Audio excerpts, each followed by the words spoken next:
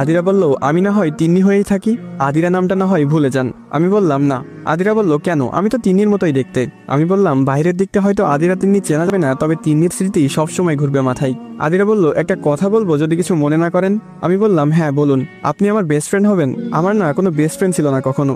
আর শুনেছি এদেশে নাকি মেয়েকে পছন্দ না হলে স্বামীরা মারধর করে। আপনি আমাকে মারবেন না প্লিজ, আমি আপনাকে বিরক্ত করব না। মেয়েটার কথায় অবাক না হয়ে পারলাম না, এত সহজেই কিভাবে মেনে নিল সবকিছু।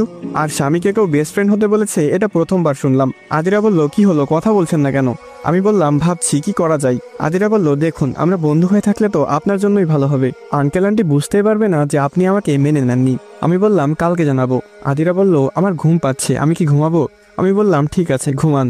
রাত তখন 2:15। তাকে ঘুমাতে বলে আমি একটা সিগারেট ধরালাম। কেমন একটা অদ্ভুত অনুভূতি পড়াচ্ছে আমাকে, মাথা ঝিমঝিম করছে এখনো। তিন্নি মেয়েটা যে কিনা আমাকে বিয়ে করার জন্য প্রায় পাগল হয়ে গিয়েছিল, সে নিজেই পালাল, মেনে নিব কিভাবে? হঠাৎ আদিরা উঠে বলল, আমাকে একটা দিবেন? কিছুটা ধমকের সুরে বললাম, সাহস তো কম না, আমার কাছে সিগারেট চাচ্ছেন? আদিরা বলল, আপনি কেন খাচ্ছেন?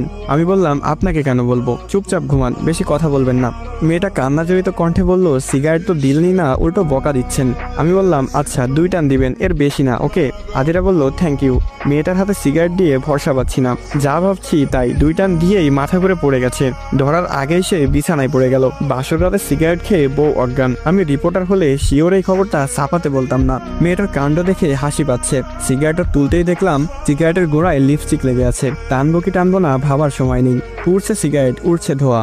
তারপর আর কি, ছন্দ আসছে না। তিন্নির কথা ভাবতে ইচ্ছা হচ্ছে না। এই মেয়েটার মোহে আটকা পড়তে ইচ্ছা হচ্ছে। মেয়েটার দিকে তাকালাম। এত রাতে চাঁদ থাকার কথা না, তবুও বাইরে মস্ত বড় একটা চাঁদ। জানালার পর্দা সরিয়ে দিলাম। চাঁদের আলো মেয়েটার মুখে এসে পড়লো, এবার পরিপূর্ণ। কথা ছিল তিন্নিকে এভাবে দেখবো। তিন্নিকেই দেখছি, তবে নাম তিন্নি না, এর নাম আদিরা। শীতকাল, ঠান্ডায় মেয়েটা নিজেকে গুটিয়ে নিয়েছে। আমি গিয়ে শুয়ে পড়লাম মেয়েটির পাশে। কিছুক্ষণ যেতেই মেয়েটা আমাকে জড়িয়ে ধরলো। তার শরীরের উষ্ণতা আমাকে কিছুটা কামুকি করে তুললেও সেটাকে মাথা থেকে নামিয়ে নিলাম। পরদিন সকালে মেয়েটাকে কোথাও দেখতে পাচ্ছি না। হাত মুখ ধুয়ে এসে দেখলাম আদিরা আমার সাথে রান্নাঘরে চা বানাচ্ছে। আমি বললাম, আমাকে চিনি বেশি দিয়ে 1 কাপ চা দিয়েন। চায়ের অর্ডার করে বাইরের দিকে তাকালাম। ভাবখানা এমন যে একটা কফি শপে বসে অর্ডার করছি আর বাইরের প্রকৃতি দেখছি। মেয়েটা চা আনলো। না, চা বেশ ভালোই বানায় মেয়েটা। ভেবেছিলাম হয়তো খাওয়া যাবে না, এখন দেখি রোজ খেতে হবে। আম্মুর সামনেই বললাম, প্রতিদিন সকালে চা নিয়ে আমার ঘুম ভাঙাবেন। কাপ পিরিচের টুংটাং শব্দে ঘুম ভাঙা সকাল কখনো খারাপ হবে না মনে হয়। মেয়েটা লজ্জা পেল কিনা জানি না, তবে আম্মুকে ভালোভাবে খেয়াল করতেই উঠে চলে গেলাম। বিয়ের ব্যস্ততা কাটতে কাটতে আরো 15 দিন। এর বাড়ি যেতে হয়, ওর বাড়ি যেতে হয়, এত ব্যস্ত কোনোদিন হয়নি। তবে একটা জিনিস হাজার ব্যস্ততায়ও ভুলতে পারিনি, তিন্নি। চোখের সামনে মেয়েটা হাসে, দৌড়ায়, কথা বলে। আমি ছুঁয়ে দেখতে পারি না, আমি ভালোবাসতে পারি না। মেয়েটার সাথে এমন খুলে কথাও বলতে পারি না। কেন পারি না? সেটাই তো, কেন পারি না ভাবাচ্ছে বিষয়টা প্রচুর। আমার কেন জানি বিশ্বাস হচ্ছে না এই মেয়েটা আদিরা। আমার মনে হচ্ছে এটাই তিন্নি। একটা মজার খেলা চলছে আমার সাথে। আমি কি জোকার সার্কাস দেখাতে এসেছি? যদি কখনো এটা প্রমাণিত হয় এই মেয়েটাই তিন্নি, তবে মেয়েটাকে এতটা মারবো যে সে প্রায় মারা যাবে আবার বেঁচে ফিরবে। আদিরা এসে বলল, শুনছেন? আমি বললাম, জি বলুন। আপু কল করেছিল। মানে? তিন্নি কই, ফোন দিন, আমি কথা বলবো। আদিরা বলল, আপু কোনো রিসেপশন থেকে কল করেছিল। আমি বললাম, ঠিকানা নিন।